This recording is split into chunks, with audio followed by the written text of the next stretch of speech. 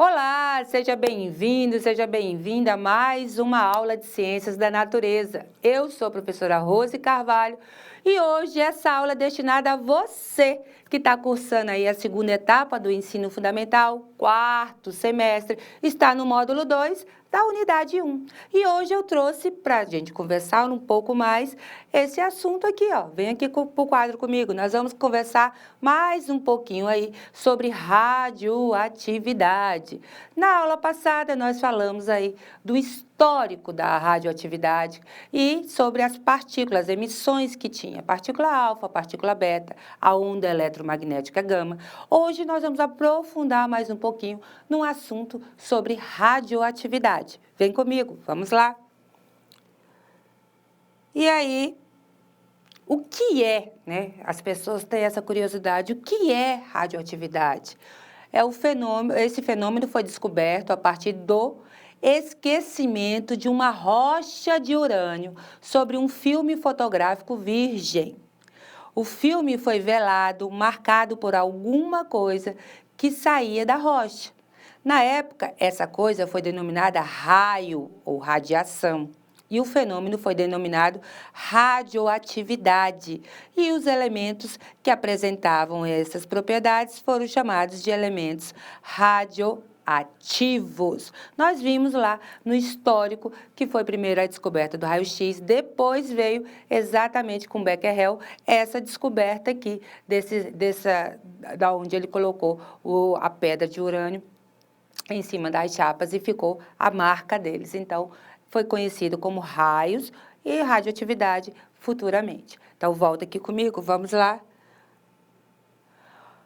Outros elementos pesados, com massas próximas à do urânio, como o rádio e o polônio, também tinham a mesma propriedade.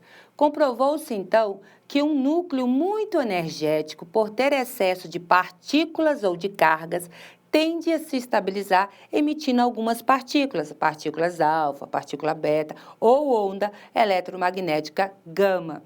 Né? Nós vimos então aí que os elementos radioativos eles têm um núcleo instável e para eles se estabilizar energeticamente, eletronicamente, eles precisam emitir essas partículas. Então, emite partículas betas, partículas gamas, partículas betas, alfas e ondas eletromagnéticas gama, tá certo? Volta aqui, vamos lá, vamos conhecer mais um pouquinho.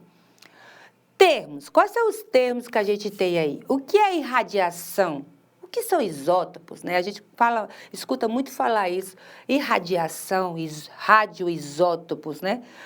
Irradiação é a exposição de um objeto a um determinado corpo à radiação. Então, a irradiação é quando um objeto é colocado à exposição de um objeto que emite raios, que emite radiação. Então, a irradiação é quando é irradiado, é quando essa radioatividade, esses raios, chega nesse objeto e irradia ele. Isso é irradiação. Ele já não é o caso dos elementos que são aí radioativos que eles precisam emitir. Não, esse que é irradiado, ele simplesmente precisa receber esses raios para ele poder ser irradiado, tá certo?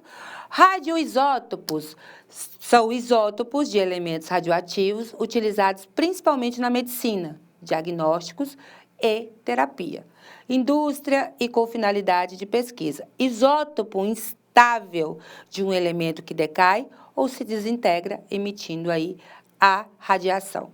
Só voltando um pouquinho no conceito de isótopos, os elementos na natureza são encontrados sobre isótopos, né? Então, existe aí o hidrogênio de massa 1, de massa 2 e de massa 3. Um é encontrado mais abundantemente na atmosfera, na natureza, o outro é encontrado mais raramente, o outro é encontrado intermediário. A somatória da abundância, desse encontro desses isótopos nos dá 100%, que é aquele elemento que está na tabela periódica. Então, os radioisótopos é justamente os isótopos desses elementos radioativos aí que existem na natureza, tá bom? Volta aqui. O que é radiação, então? né? Radiação é a propagação de energia na forma de ondas eletromagnéticas ou de partículas. A radiação é invisível. A radiação não é percebida por nenhum dos sentidos humanos. Por isso, sempre é necessário a utilização de um sistema adequado para detectá-lo, né? Vocês já viram aqueles filmes onde aquele pessoal veste aquele macacão branco ou amarelo e fica com um aparelhinho que vai apitando quando está perto de algo muito radioativo? Então, exatamente, precisa de um aparelho para detectar essas ondas eletromagnéticas aí, para poder fazer a leitura de quanto de radiação existe naquele lugar. Volta, vamos lá. Classificação da radiação quanto à sua energia. Então, temos a radiação não ionizante, que é uma radiação que não possui energia o suficiente para arrancar elétrons de um átomo. Exemplo, ultravioleta, infravermelho, radiofrequência, laser, micro-ondas, luz visível, etc. Radiação ionizante é uma radiação que possui energia suficiente para arrancar elétrons de um átomo. Pessoal, ultravioleta eu vou corrigir aqui, porque o ultravioleta, na verdade, está errado aqui. O ultravioleta, ele é uma radiação ionizante, tá? Ele é uma radiação ionizante. Deixa eu corrigir ele aqui. Cadê? Ele é uma radiação ionizante, ele entra aqui. Então, as radiações ionizantes é uma radiação que possui energia o suficiente para arrancar elétrons de um átomo. Exemplo, partículas carregadas como alfa, beta, prótons e elétrons. Ondas eletromagnéticas como raio-x e raio gama. Na verdade, é onda eletromagnética gama. A radiação corpuscular é caracterizada por sua carga, massa e velocidade. Pode ser carregada ou neutra, leve ou pesada, lenta ou rápido, que é o caso dos prótons, o caso dos nêutrons, dos elétrons ejetados de um átomo ou núcleos atômicos. Nós vimos lá nas partículas das emissões que a partícula beta é considerada uma partícula pesada por ter o número de massa 4 e o número de próton 2. Vimos que a alfa, né? A alfa, gente do céu, perdão. A alfa é uma partícula pesada e a partícula beta é considerada o elétron, que ela é desprezível, né? Ela é desprezível, tem carga zero e tem -1, então ela é considerada um elétron. E vimos que a onda eletromagnética gama não tem número de massa e não tem número de prótons, é 0. Então, existem aí essa classificação entre eles. Vem aqui, continua aqui. As ondas eletromagnéticas são uma forma de energia constituída por campos elétricos e campos magnéticos variáveis e oscilando em planos perpendiculares entre si, capazes de propagar-se no espaço. No vácuo, sua velocidade de propagação é a velocidade da luz, 300 km por segundo.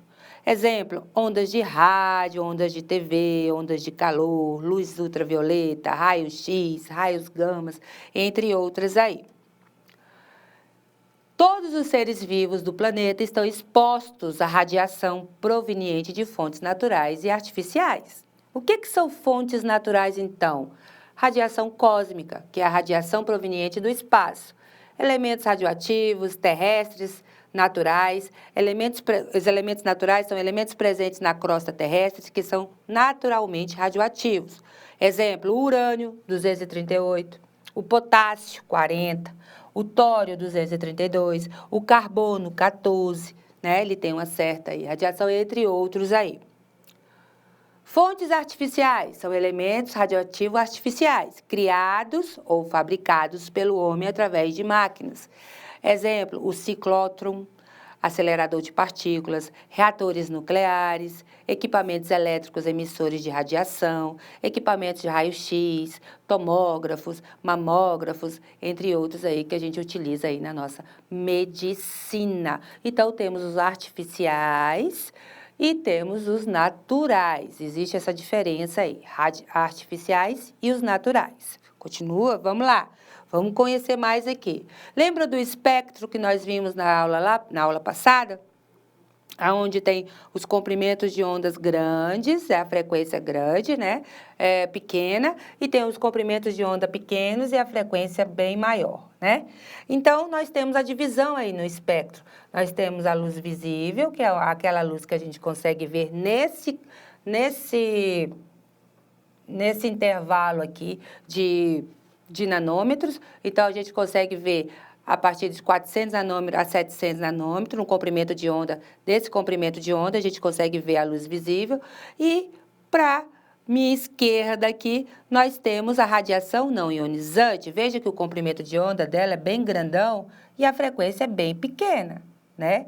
Então, ela é não ionizante.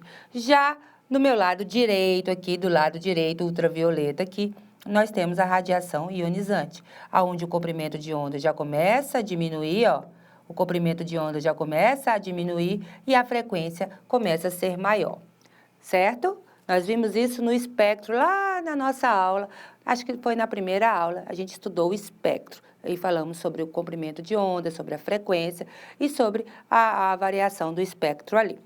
Volta aqui, vamos lá, vamos ver mais, vamos conhecer mais aqui. Então, chegamos na radiação ionizante. É aquela que tem energia suficiente para ionizar, para remover elétrons dos átomos e moléculas do meio, modificando aí seu comportamento químico, né? Nesta faixa estão os raios X, a onda eletromagnética gama, né? Que ela é uma onda gama, entre outros aí. No corpo humano, a radiação ionizante é capaz de formar radicais livres, retirando um hidrogênio ou uma hidroxila da água, por exemplo, ou quebrando ligações químicas aí. As partículas alfas são núcleos de hélio, composto por 2 prótons e 2 nêutrons. Se você pegar lá a partícula, ela é composta por 2 prótons e 2 nêutrons. O alfa, lembra que ele tem número de massa 4 e número de próton 2. Portanto, sua massa é grande, por isso que ela é considerada uma partícula grande, fazendo com que, mesmo as altas energias, elas sejam barradas por uma folha de papel. Nós vimos isso lá. As partículas betas, que tem esse símbolo aqui, essa simbologia aqui, tem massa igual a do elétron, 0, bem menor que as partículas alfa. O alcance dessas partículas vai depender de sua energia, mas são facilmente barradas pelo vidro comum. Já a radiação eletromagnética, os raios X e os gamas, não possuem massa, que tem essa configuração aqui. Lembram lá? E, portanto, seu alcance é maior, dependente da energia, e costumam-se usar folhas de chumbo para barrá-las. E aí, nós acabamos nossa aula aqui e espero todos vocês aí na nossa próxima aula com mais assunto sobre radioatividade, radiação ionizante e não ionizante. Até mais!